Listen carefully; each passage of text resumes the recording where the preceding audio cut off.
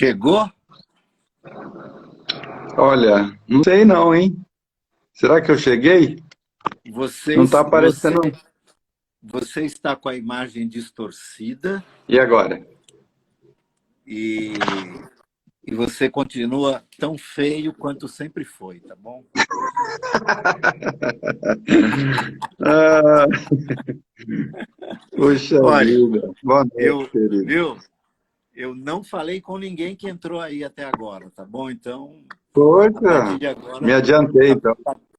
partir de agora sejamos educados com aqueles que convidamos para estar aqui e eles estão chegando. Verdade, verdade. Muito E ó, bom. como eu estou fazendo no meu celular, as letras são menores, eu não consigo enxergar aqui Certo. efetivamente. Então, você que certamente enxerga melhor que eu, seja um bom anfitrião para quem está chegando aí, tá bom? Certo, certo. Pode deixar, querido.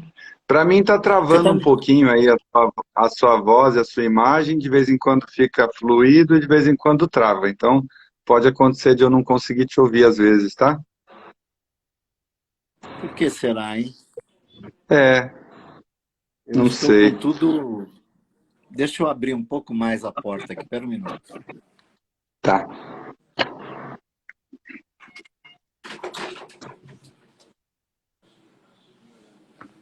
É que, além de mim e da Lau, a minha filha está aqui, né? Então, a internet fica Certo. sobrecarregada. Eu estou no escritório, alguns metros, né? Distante do roteador. Mas está me ouvindo bem? Agora parece que melhorou, Brega. É? Então tá bom. Uhum. Olha o Edivan aí. Meu Deus do céu. É, rapaz. Ó, tem uma gente grande aí nesse pedaço, hein? É.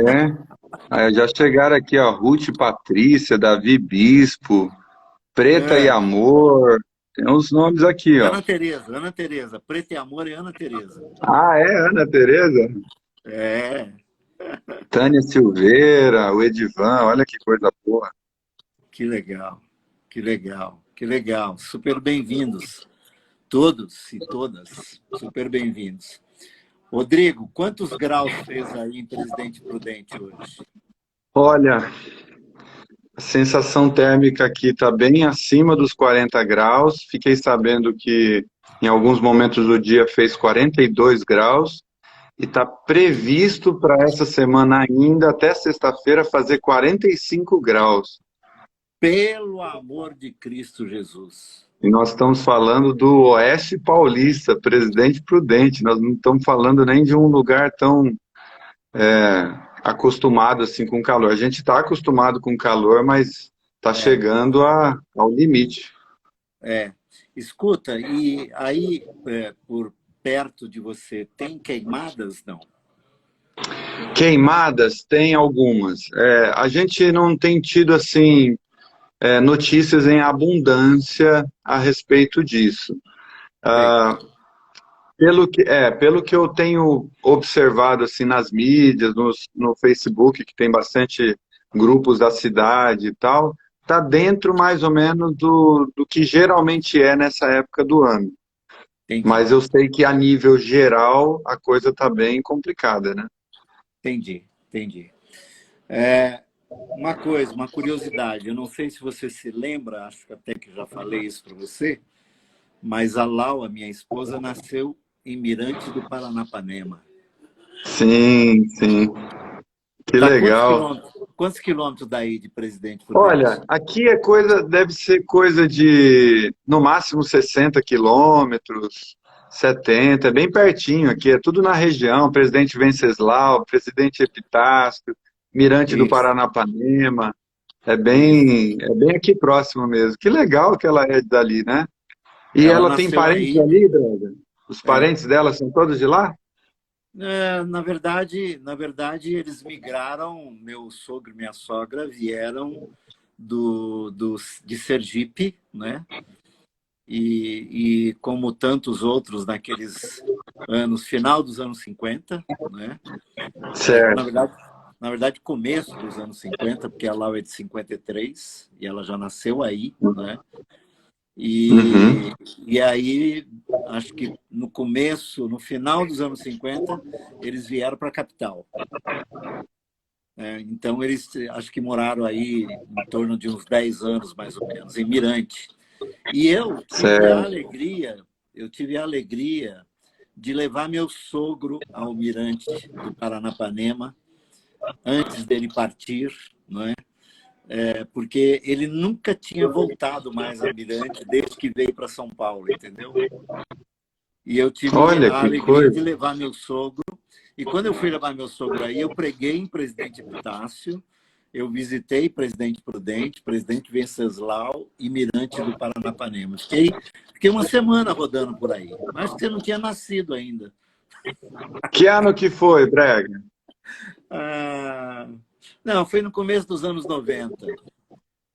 Ah, no começo dos anos 90, então, ó, eu nasci em 86, então eu devia ter 4 aninhos, mas eu nem estava aqui, na verdade. No começo dos anos 90, minha família meio sempre gostou de peregrinação, então a gente morou no norte do Mato Grosso, lá em Colíder, perto de Alta Floresta, moramos Conheço Alta em, Floresta. Conheço é, Alta moramos Floresta. em, moramos em Campo Grande, Mato Grosso do Sul, depois moramos em São Paulo, capital. Foi em São Paulo, capital, que a gente viu o Brasil perder o pentacampeonato lá para a França e tal. Eu me lembro muito bem da gente fazendo desenhos na calçada assim, do Brasil.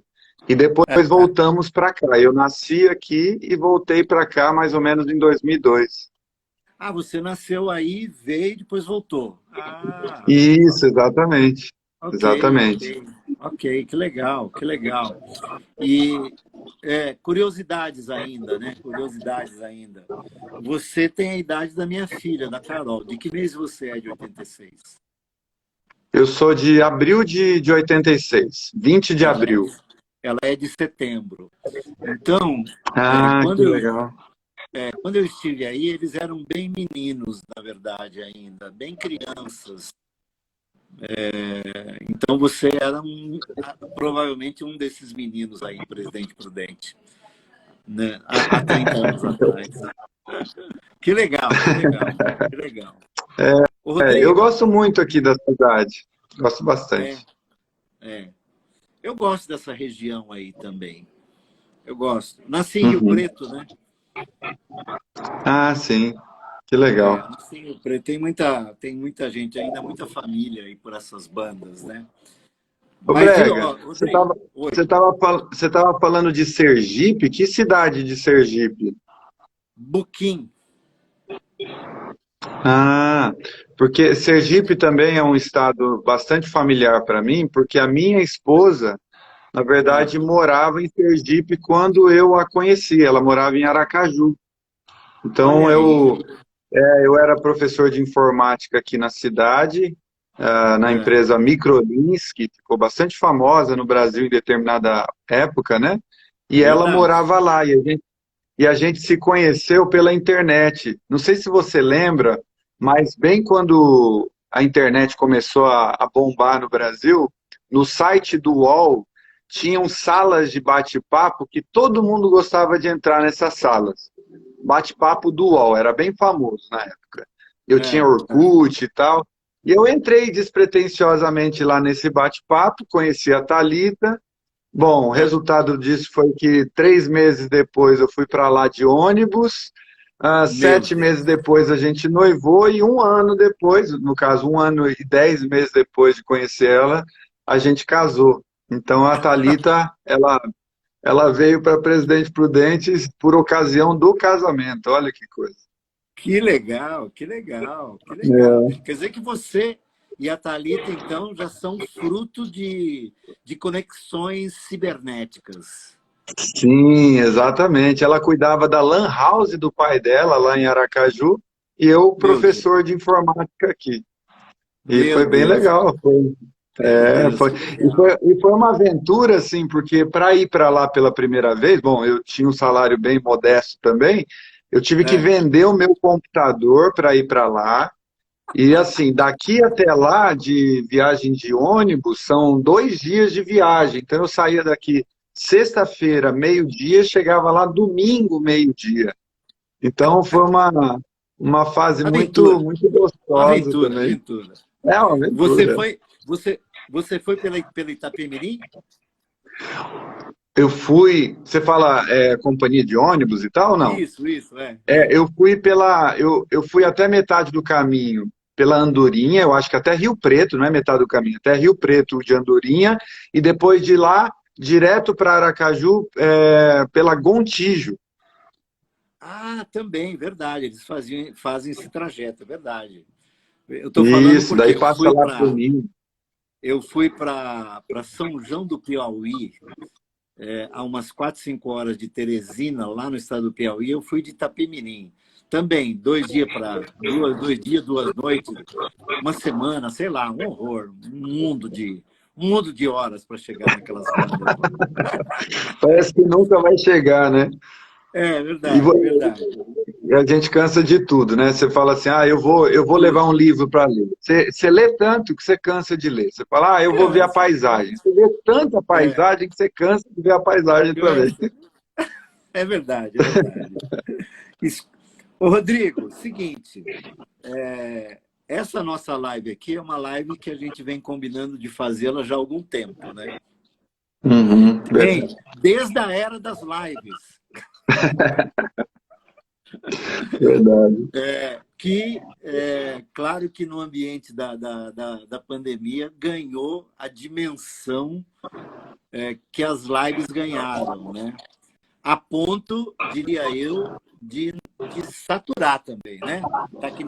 Tá que nem a viagem para o Piauí, né? Ou lá para Aracaju, né? De saturar, né? Eu abro meu Instagram aqui, o que tem de gente ao vivo fazendo live, né? Aí eu fico Verdade. olhando assim. E o pior, ou o melhor, não sei, porque foi numa dessas entradas em lives, só para dar uma olhada, que eu conheci a Ana Tereza, a Preta Amor aí. Olha, Porque eu vi o Carlinhos Queiroz entrando, abrindo uma live, e eu entrei só para olhar a carinha do Carlinhos, entendeu? certo. E o Carlinhos me pinçou, me levou para fazer uma oração e tal. E a Ana Tereza estava lá no grupo e de lá para cá ela está com a gente. Então, você vê como é que são essas conexões, né? Mas tem uma coisa Exatamente. interessante, né? A gente que de alguma forma, tanto eu quanto você e outros, né? A gente está, assim, de certo modo conhecido nesse ambiente. Então, quando você entra numa live, né? As pessoas te identificam, entendeu? É Como eu também, né? Entra alguém, verdade. fulano está aqui. Aí eu falo, pô, não era para mim, não era para falar. Eu só queria ficar quietinho aqui, né? É bem isso. Mas assim, nós dois, na verdade, nos conhecemos há algum tempo, eu não lembro bem quanto tempo. Já conversamos muito, já trocamos muitas figurinhas pelos meios todos aí. Acho que já desde o Orkut, né? Eu imagino, né? E combinamos, a gente vem combinando de falar, de conversar numa live, enfim. Bom, eu estou dizendo isso porque, assim, como nem fui eu que te convidei e nem você que me convidou, mas nós é que nós propusemos a fazer essa live, e eu dei o título da live que eu dei, né? Vixe, agora a gente tem que dar conta desse título aí. Então, mas aí que eu vou dizer, o título foi Os Caminhos do Caminho. Os caminhos em Sim, letra minúscula e caminho em letra maiúscula, né? Dando para mim, no caso, quando eu pensei, foi de lembrar, obviamente, daquele que disse eu sou o caminho, sim, né? Eu sou o caminho. E aí, nós aqui, enquanto fizemos essa introdução, nós estamos falando de caminhos, né? verdade. Caminhos que me levaram à tua região, caminhos que te levaram até a Thalita, caminhos que nos aproximaram, né, no ambiente da cibernética, caminhos que, há 2 anos atrás, fez com que nos conhecêssemos na sala da Renata e do Marcelo, lá em Cabo Frio, junto com o Marcos Verdade. Fraga, que é nosso amigo comum, lá de Búzios, né? caminhos que te trouxe para o ambiente do movimento Caminho da Graça. Né? Verdade. Enfim, caminhos e caminhos e caminhos. Né?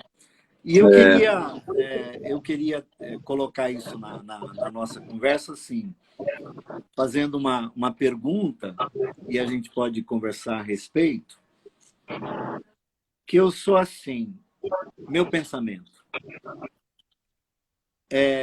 Entre eu e Deus, há um único caminho. Jesus de Nazaré, que disse, eu sou o caminho. Eu sou o vosso mediador. Eu estou entre vocês e o meu Pai. Então, entre eu e Deus, tem Jesus de Nazaré. Verdade. Então, para que eu chegue ao Pai, para que eu tivesse chegado ao Pai, eu precisei ir a Jesus. No meu caso, eu fui a Jesus a partir do momento de migração, conversão dos meus pais para o movimento protestante, batista na época. E nesse ambiente religioso protestante, conservador, histórico, em algum momento eu encontrei Jesus de Nazaré e eu cheguei ao Pai por causa disso. Mas eu sou daqueles que não acredito que esse seja o único caminho para chegar a Jesus. Que as instituições religiosas sejam os únicos caminhos para chegar a Jesus. Que um sermão pregado no domingo à noite, no tal culto evangelístico, é o único caminho para chegar a Jesus. Que os ar livres na minha época, né, onde eu preguei muito, eram os únicos caminhos para se chegar a Jesus de Nazaré. Eu queria saber de você, o que você pensa a esse respeito? Eu vejo assim que, a partir da minha própria experiência, assim como os meus pais, eles foram meio que peregrinos, assim, tentando a vida, né, em lugares diferentes do ponto de vista profissional, eles também foram peregrinos no sentido da tentativa da descoberta da fé e da espiritualidade. Então, a referência que eu tive na minha infância e na minha adolescência foi muito de migração. Os meus pais participaram por um período de comunidades católicas. Eu passei por processos dentro do catolicismo como crisma, eu fiz o batismo, o crisma e tocava dentro de ambientes católicos. Em outros momentos, meus pais também participavam de alguns movimentos evangélicos, de reuniões. Então, eu cresci meio que com essa pluralidade, né? E com essas diferenças, essas diferentes expressões de fé. Até que um ponto em que nós voltamos para Presidente Prudente e ali alguma coisa de diferente aconteceu, como você descreveu na sua vida, né? Eu acabei indo com uma prima numa determinada comunidade protestante aqui em Presidente Prudente e me parece que tudo que eu recebi ao longo dos anos, né? Eu não acredito que foi aquela pregação, aquele momento. Foi toda uma construção, né, ao longo dos anos. Depois eu descobri que tinha tios orando por mim. Depois eu descobri que tinham pessoas assim se interessando também pela minha espiritualidade, querendo muito que eu provasse de algo da graça de Deus. E culminou em um momento, mais ou menos em 2002, em que esse despertar para essa realidade, essa abertura de visão, esse ampliamento, essa ampliação de percepção, né? Simplesmente aconteceu. Aconteceu e isso foi um boom, assim, como um Big Bang mesmo no nosso interior. E a partir daquele momento, como eu estava inserido dentro de um contexto religioso, eu estava, assim, completamente aberto a tudo que eu recebi naquele momento. Eu não tinha nenhum tipo de filtro, tudo que eu recebi eu achava que era bom, que era útil, e eu fui meio que incorporando a minha tradição religiosa naquele momento, né, o meu contexto religioso, enfim. Só que é tão interessante essa coisa que você colocou dos caminhos, porque os caminhos, né, o caminho que nos faz chegar até Deus é único, é Jesus, mas ao mesmo tempo é interessante que o caminho nos acompanha nos caminhos da vida, né? E, e muitas outras coisas acontecem nesses caminhos. Então, eu precisei passar um tempo dentro de uma determinada comunidade para aprender muitas coisas, para amadurecer em muitos aspectos. Ao mesmo tempo, negativamente também, eu incorporei em mim umas crostas assim religiosas que me tornaram quase impenetrável em determinados momentos. E eu precisei também passar por um novo despertamento da fé, passar por um processo constante, que ainda estou passando também, de desconstrução e reconstrução da fé em Jesus, né? E, e isso, com certeza, eu tenho muita gratidão a Deus por pessoas como você, como o Caio também, porque mesmo sem saber que estavam participando dos meus caminhos, vocês estavam participando, né? E daí a importância também dessa exposição nas mídias, dessa exposição na virtualidade, que isso fez com que houvesse esse tipo de contato e esse despertamento, esse redescobrimento da fé. E eu penso assim que esse redescobrimento, na verdade, foi uma renovação do entendimento, uma ressignificação daquilo que eu tinha construído como significado de fé. Isso me levou justamente a novos caminhos na vida, e eu precisei abandonar muitas coisas desse processo, precisei manter outras que tinham a ver com a estrutura, com a base, com a essência da fé, e eu estou nesse movimento de reconstrução todos os dias. Eu cheguei a falar para você em uma outra live que você fez, que você participou muito assim de um processo importante da minha vida, porque o Caio, quando eu fui conhecer o Caio em 2015, lá em Brasília, era um momento em que eu estava assim, quase que descrente da possibilidade de haver ao meu redor realmente pessoas que estivessem engajadas com o Evangelho, com a simplicidade do Evangelho, com a singeleza e a proposta do Evangelho.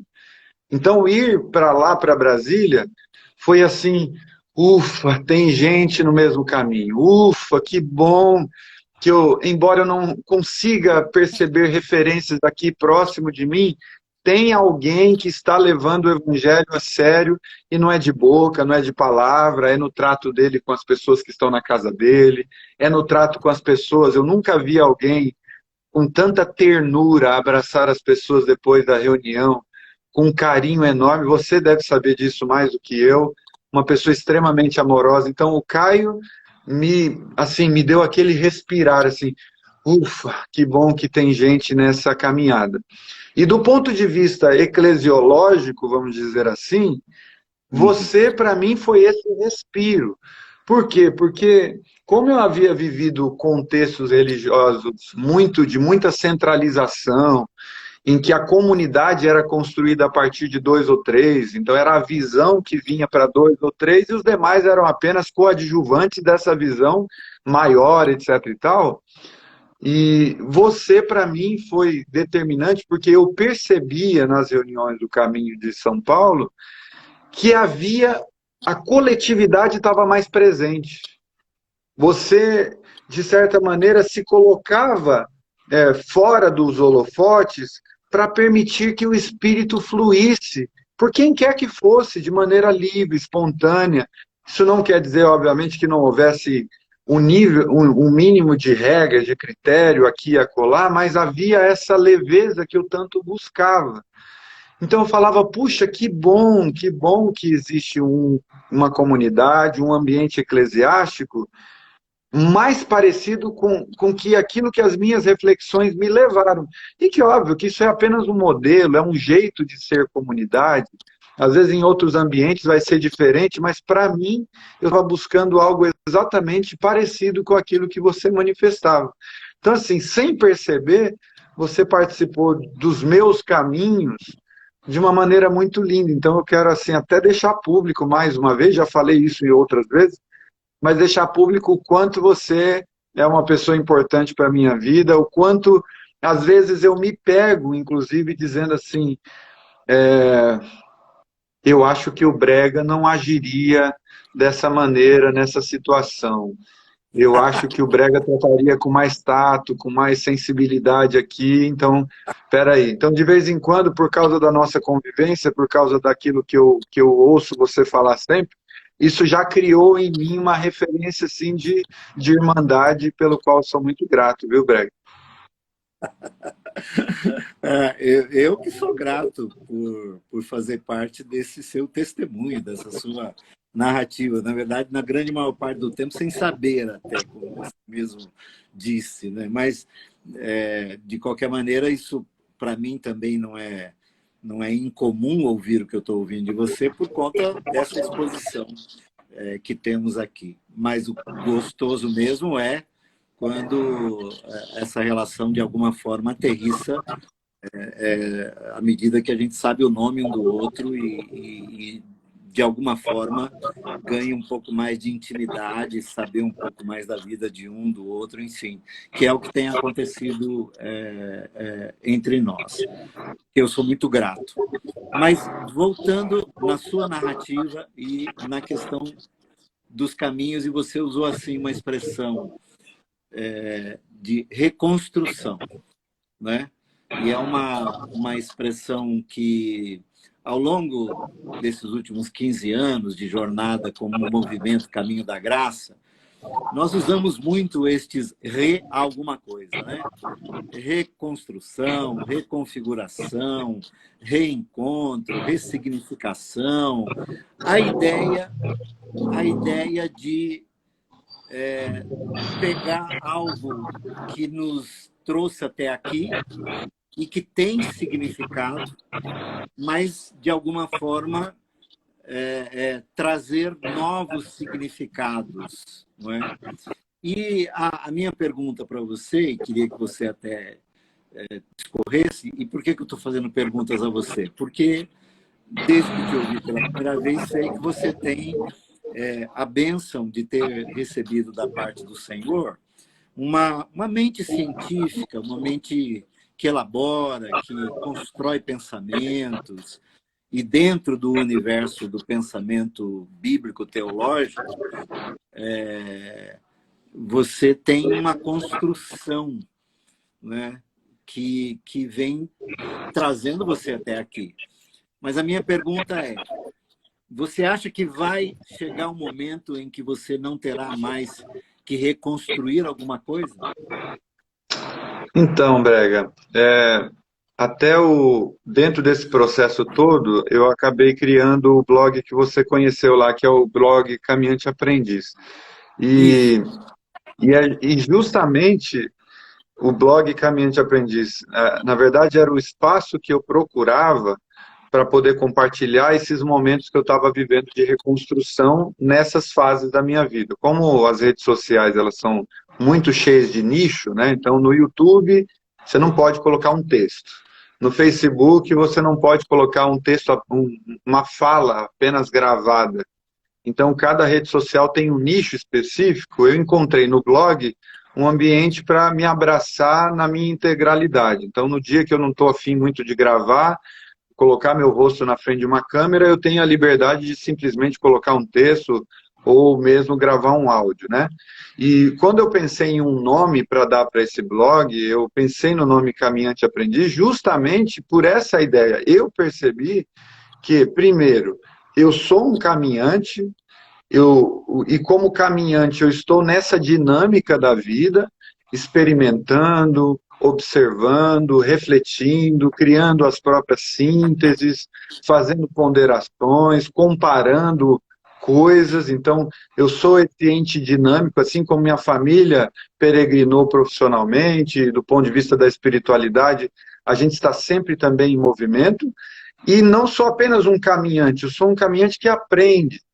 Então, nesse sentido, eu não acredito que a gente vai parar de reconstruir em momento nenhum da nossa vida. Eu acredito que o processo que a gente está envolvido nele é um processo de constante renovação e diria mais, e diria que a gente só consegue experimentar a boa, perfeita e agradável vontade de Deus na medida em que a gente é transformado pela renovação do entendimento. Então, é um processo de renovação constante, em que é verdade que a gente vai atingindo certos níveis de maturidade em determinadas áreas, é verdade que a gente vai assentando o nosso coração no Evangelho, isso vai criando paz em nós.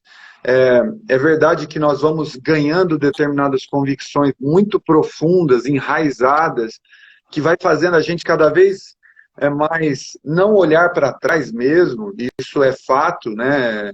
A gente queima determinadas pontes nesse sentido, porque a nossa mente vai avançando, vai crescendo, né? Mas, ao mesmo tempo, eu percebo que isso é parecido com o horizonte. A gente tem o horizonte, vai caminhando na direção dele, vai ampliando a percepção, mas é sempre um horizonte que nos chama para a dinâmica da vida, para caminhar. Então, é sempre uma luz apontando para uma direção. Então, eu procuro sempre, assim, trabalhar o meu pensamento nesse sentido, de que não há uma reconstrução que vai chegar num ponto, isso aqui é definitivo, acabou. E eu acho que, inclusive, existem outras dimensões da vida que a gente vai experimentar, porque o processo de conhecer a Deus vai continuar acontecendo por toda a eternidade. Então, Deus é alguém tão complexo, tão inteiro, tão grandioso, que aqui a gente experimenta o que é possível experimentar aqui, o que é possível conhecer dentro da nossa limitação do tempo e do espaço. Mas a partir daqui, na outra dimensão, na eternidade, nós teremos novas configurações, novas possibilidades de conhecer a Deus. E possivelmente isso vai se estendendo de glória em glória, de eternidade em eternidade. Então, se isso não acaba aqui, quanto mais vai acabar em uma fasezinha da nossa vida em que a gente possa dizer assim, agora eu já estou maduro, agora eu já estou completamente acabado, né? Então, a reconstrução, ela é importante, né? Pensando nisto, e também para nos fixarmos na tese proposta, né? No tema proposto. Ô, Brega, desculpa, deixa eu só dar boa noite aqui para a Sofia. Ela quer ir para a cama dormir. Olha lá, ó. Ô, bonitinha. Boa noite, bonitinha. Bom sonho, viu? Boa noite, filha. Beijo. Desculpa, velho. Eu vou dormir na cama hoje. Pensando nessa questão ainda do nosso tema, os caminhos do caminho, e continuando nesse gancho proposto por você, assim, a proposta final, segundo o entendimento do Paulo, o apóstolo, escrevendo aos irmãos de Éfeso, é nos tornarmos parecidos com Cristo. E não só com a cara de Cristo, mas ele diz assim, nos tornarmos definitivamente morada de Deus. É o mistério dessa fusão final, né, que vai ser o ápice. Eu tenho para mim que isso é o céu. Né? O céu não é um lugar, é uma fusão, né? É uma simbiose, é quando a integração total, plena, absoluta, perfeita acontecerá. Ela é, mas ainda não, como diria John Stott. Né? Ela é, mas ainda não, porque vivemos nessa dimensão humana, enfim. E aí você disse assim, do conhecimento de Deus, das profundezas, dos mistérios de Deus e tal. Também, pensando em termos de caminhos para o caminho, caminhos do caminho, dizendo assim, esse caminho para esse momento, né, histórico, né, de nos tornarmos morada do Altíssimo, não passa também por nos conhecermos a nós mesmos, E que conhecer a Deus, da maneira como você falou, e eu sou impregnado dessa ideia, né? Eu quero conhecer a Deus mais. Até alguns cânticos antigos que eu gostava muito, mas não sei se gosto mais tanto deles assim, porque descobri o quanto é penoso, né? Mas aqueles assim, mais de Cristo eu quero ter, mais do seu amor obter, mais da sua compaixão, quer dizer, aquela coisa do mais de Deus, mais de Deus, mais de Deus. E eu digo isso porque foi numa época em que mais de Deus era menos de mim. Mais de Deus era menos da minha humanidade. Sim. Mais de Deus era quase nada da minha humanidade. E nos caminhos para o caminho, eu descobri, eu estou falando por mim, que quanto mais humano me torno, não humanista, mas quanto mais humano, no sentido de me conhecer, de me fragilizar, não é, como humano, mais próximo das profundezas misteriosas do eterno eu também estou.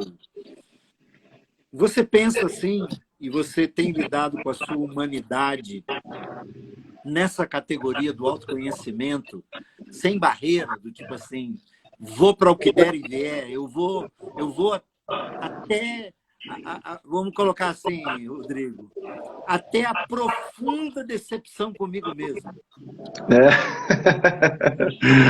É verdade. E é tão...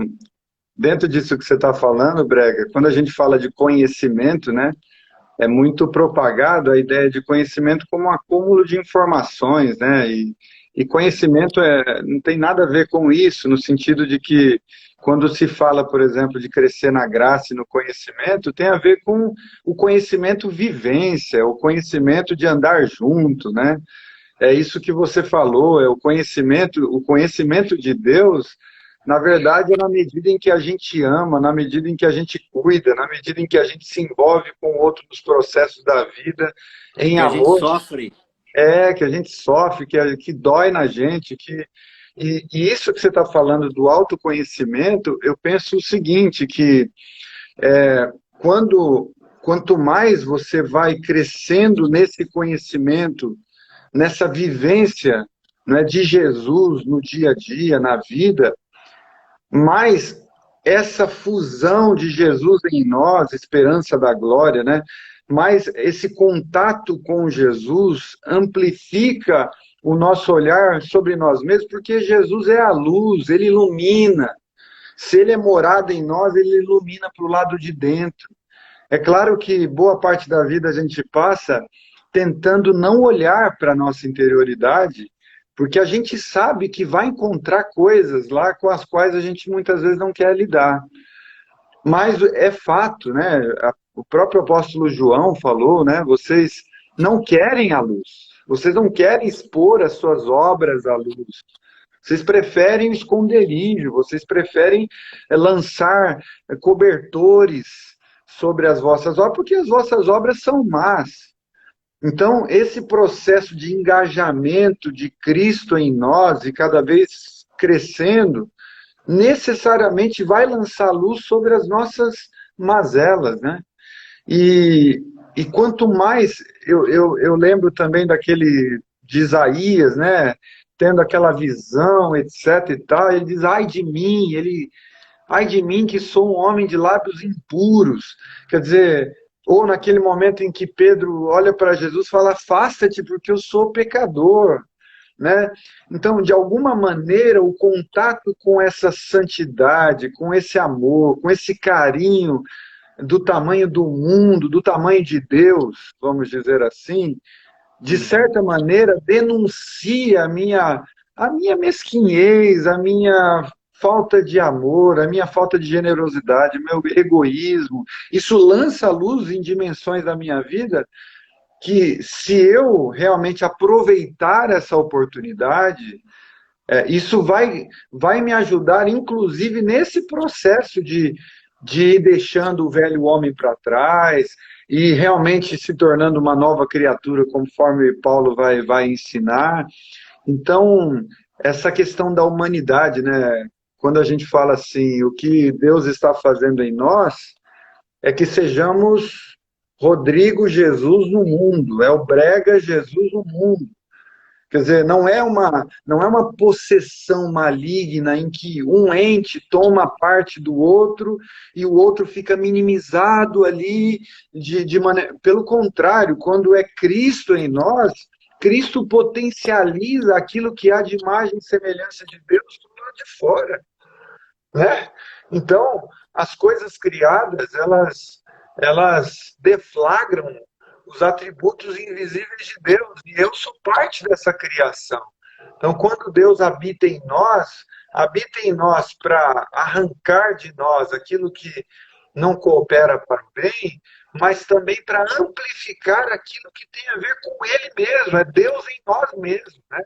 Amplificando o que tem a ver com o caráter dele, com os atributos dele, e isso vai me tornando mais humano. Na verdade, a gente vai descobrindo a verdadeira identidade nesse processo, né? Então, eu concordo plenamente com você nessa questão da humanização. A gente vai se tornando mais humano. Quer dizer, é como os discípulos de Jesus que conviveram com Jesus.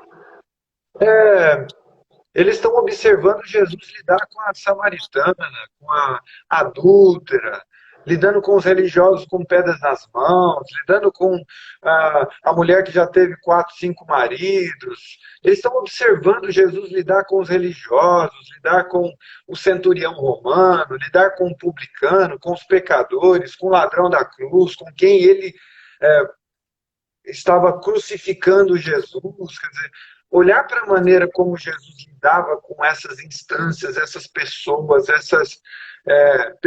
pessoas que não eram apenas, eram indivíduos, mas também representavam um determinado modo de ser tratado, um determinado modo de ser.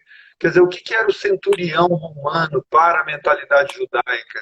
O que era a samaritana, uma mulher samaritana para a mentalidade judaica? Quer dizer, então Jesus está lidando com essas pessoas com um tamanho de amor tão grande que vai ficando constrangedor dar vazão para as nossas maldades, falar nossas besteiras, as nossas loucuras, colocar o esgoto da nossa alma para fora, vai ficando constrangedor diante do tamanho da misericórdia, do amor, da edificação e de tudo que se vê em Jesus ao longo do caminho, né? Então, eu acredito que sim, nos humaniza, sim, nos faz descobrir quem realmente somos, aquilo que realmente fomos criados para ser. Então, isso só amplifica as potências do nosso ser. Agora, utilizando um filósofo, né, Aristóteles gostava muito disso, né, de que nós estamos aqui na Terra para potencializar, né, ou para viver as potências do ser. Quer dizer, eu acho que é exatamente isso que Jesus faz em nós, porque nós fomos potencialmente criados para o amor, para o bem, para a generosidade, para a empatia, para a misericórdia, e é isso que ele está construindo em nós, né? Ô, Rodrigo, a gente está indo para os últimos 15 minutos da nossa live, né? Querido, verdade. E eu, a hora que terminar, terminou. Não vou abrir, porque daqui a pouco eu vou entrar na bendita hora, né? Sim, claro. Mas olha, falando ainda dos caminhos do caminho, dentro desses pensamentos que você elabora tão bem, e é por isso que nós estamos aqui. Eu sou o Carlos Bragantin, o Brega, e esse que está comigo aqui é o Rodrigo Campos, lá de Presidente Prudente. Ele tem o blog o Cristão Aprendiz. Caminhante Aprendiz. O Caminhante Aprendiz. E tem outras iniciativas na internet. É só colocar Rodrigo Campos que você vai encontrar o Rodrigo em outras iniciativas na internet, nas mídias todas, sobretudo naquilo que eu observo que para ele é o centro do pensamento dele, que é a fé cristã. Não é o cristianismo, não é a religião e nem religiosidades. É a fé cristã, na sua essência, na sua simplicidade. Então, vale a pena seguir esse moço. e vale a pena ouvi-lo e ler o que ele escreve. No ambiente dos caminhos para o caminho, dos caminhos do caminho, o caminho, certa feita, disse que nos propunha uma vida abundante, né? A proposta do caminho para nós é uma vida abundante. E, às vezes, isso dá a impressão que antagoniza com a tal da porta estreita, ou tal do caminho estreito. Há quem não consegue compatibilizar a estreiteza, que para mim implica em individualidade,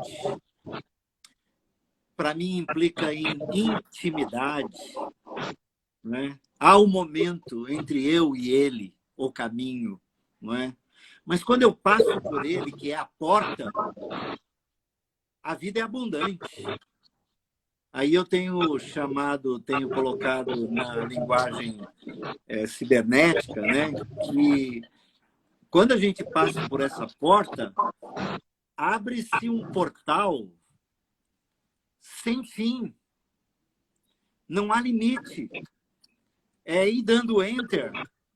É ir dando enter. E os portais vão se abrindo. Porque a proposta é abundância. Não é estreiteza.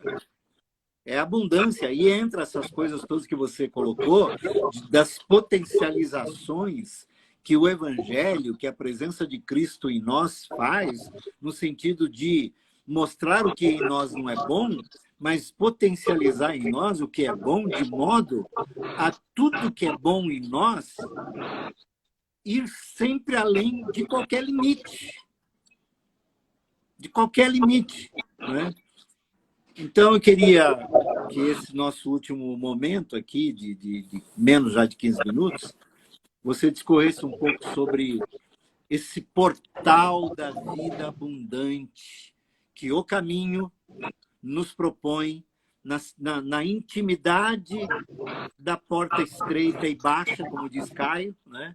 A gente entra sozinho de cabeça baixa. Mas que quando passa, é um portal. E o João, no capítulo 10, diz que esse portal é de entra e sai. É o ir e vir livre. Discorre sobre isso. Acho fascinante esse pensamento. Quando você estava falando, eu me lembrei muito da palavra de Jesus, quando ele disse assim que aquele que cresce em seu interior fluiriam rios de águas vivas, né?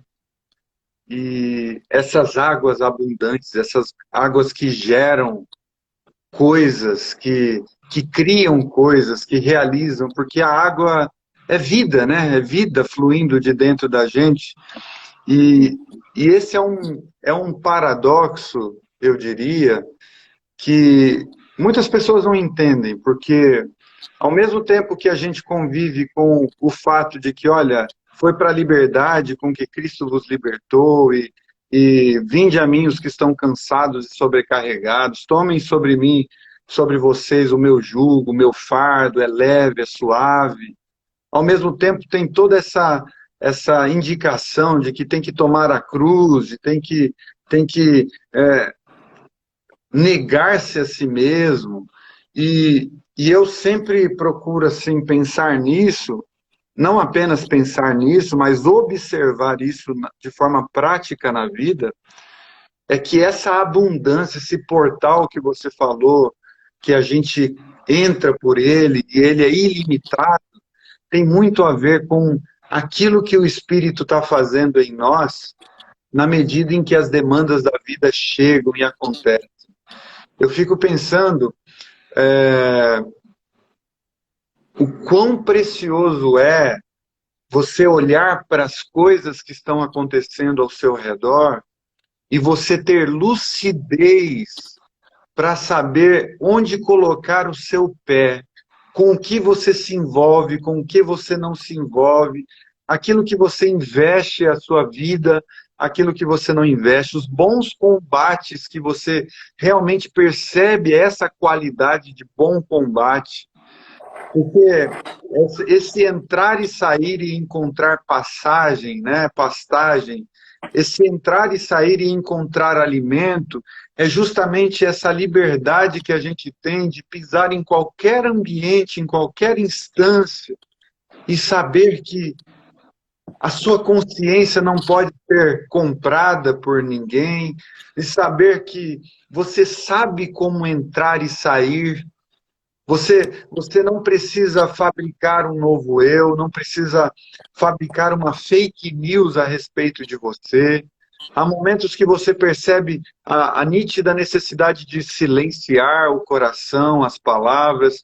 Há momentos em que você percebe a oportunidade de trazê-las com abundância.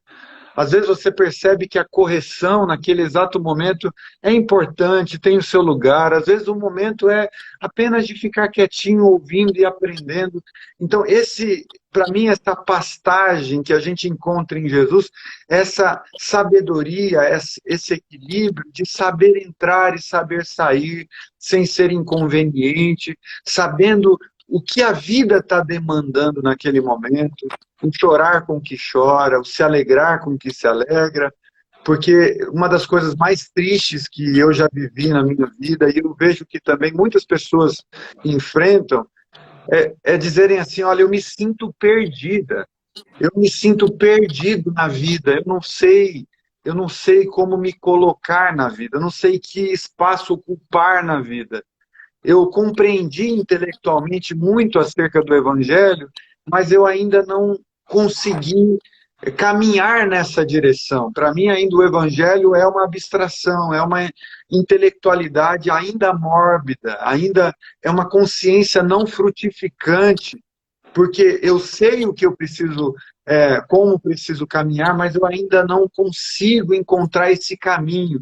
Tudo parece ainda muito teórico, tudo parece que as pessoas não estão vivendo esse evangelho, eu não tenho essas referências.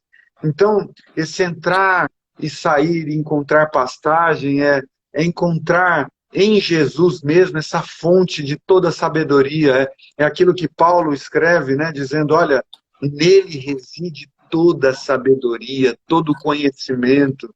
Quer dizer, todas as coisas fluem para ele, voltam para ele, e nele se expandem, crescem abundantemente. E esse Jesus está em nós, mudando a consciência, o jeito de olhar a vida, a visão. Então, haverão momentos na jornada que essa porta estreita, ela vai ficar estreita mesmo.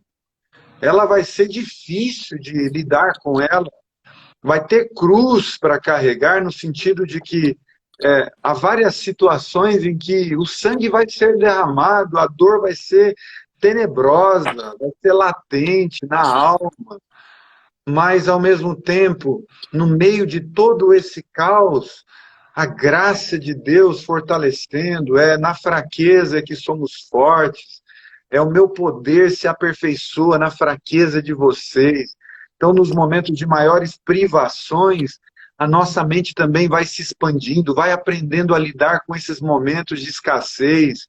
E daí você vai chegando naquele momento que você diz, olha, eu sei ter muito dinheiro no banco, eu sei ter abundância, sei lidar com isso sem que isso seja um veneno para a minha alma, sei lidar com isso sem que isso anestesie a minha alma, porque eu aprendi a dar o dinheiro o lugar o tamanho que ele tem, mas ao mesmo tempo sei passar por privação, sei passar fome, sei ser apedrejado, sei ser açoitado, porque a dor que fica latente no meu corpo não determina mais o que eu sou para o lado de dentro, sabe? Pelo contrário, a graça de Deus transforma isso em bem, e isso acaba, no final das contas, cooperando para o bem daqueles que amam a Deus. Então, para mim é essa dinâmica que às vezes parece contraditória, a gente é livre, mas lida com determinadas dimensões de aprisionamento, a gente vive a experiência do gozo eterno, mas ao mesmo tempo às vezes a gente chora, a gente se angustia, a gente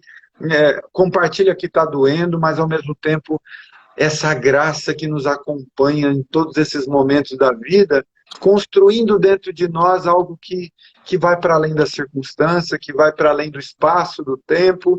É essa construção que a gente pode dizer, olha, até aquele dia de Cristo Jesus, essa obra vai continuar acontecendo, vai continuar se expandindo e vai do jeito dele, do jeito de Deus. Eu não sei o que eu vou encontrar no dia de amanhã, mas o que quer que eu encontre no dia de amanhã, eu sei que estarei sendo carregado pelo amor, né? Esses dias atrás, uma moça me procurou dizendo, minha mãezinha está quase partindo. Fala para mim, por gentileza, como é que é depois da vida? Para eu tentar me consolar, eu disse para ela, olha, saiba de uma coisa, o amor está conduzindo você na vida, o amor está conduzindo sua mãezinha nesta vida, e depois que ela partir, o amor continuará conduzindo ela para o melhor. Então, a gente não precisa ter os traços delineados da glória eterna, a gente só precisa saber que o amor está do nosso lado.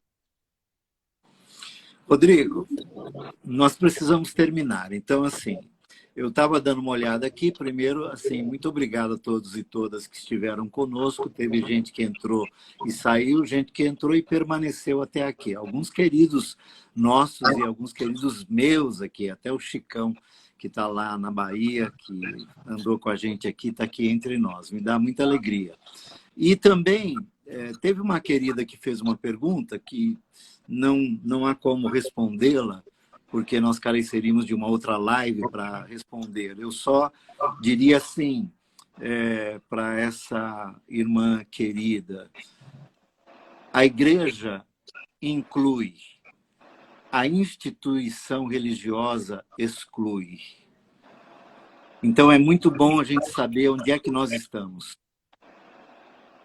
Se é igreja, a igreja inclui. Se é instituição religiosa, ela tem a capacidade de excluir. É hora de escolher em que espaço nós estamos.